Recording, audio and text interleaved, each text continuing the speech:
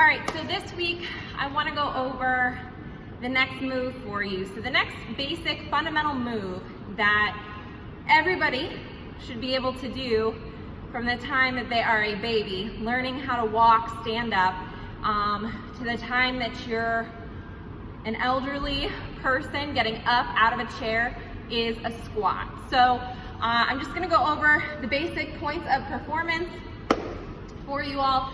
So you want to make sure that you're nice and tight, braced in your core. The chest is going to be upright. You want to maintain a neutral spine. So that means keeping your spine in alignment from the head all the way down to the tailbone.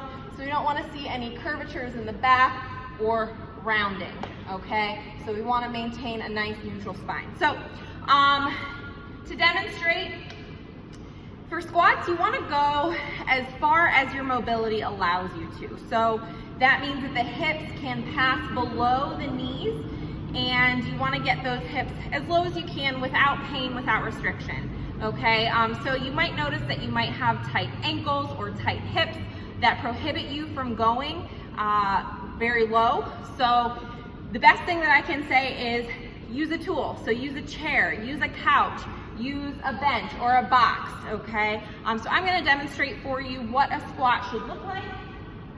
You want to make sure that your feet are slightly outside of your hip width, so about shoulder width.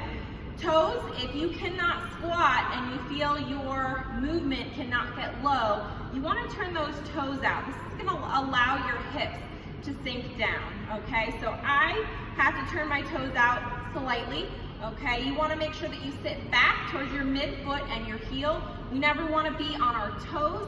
If we're on our toes, we're letting our knee go over, and that's going to put a lot of pressure on our knees, and that's where a lot of our knee pain stems from. So we want to make sure that we sit back. So we're going to push our hips back. We're going to keep our chest up. To do that, we're going to put our arms out front, okay? So arms out front. You're going to sit those hips back and start to sink down as low as we can go. Notice my knees are going out right over my feet, okay? They're not caving in. I keep pushing them out like walls are collapsing. So chest is up. I'm sinking as low as I can with an upright chest, and I stand it back up, opening the hips so that they're flat and squeezing my glutes. So from the side, here we go.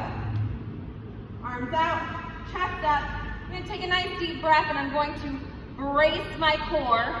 So I'm here and pull down and push back up. So a squat, you are pulling yourself down, and then you are pushing that floor away as you stand up, okay?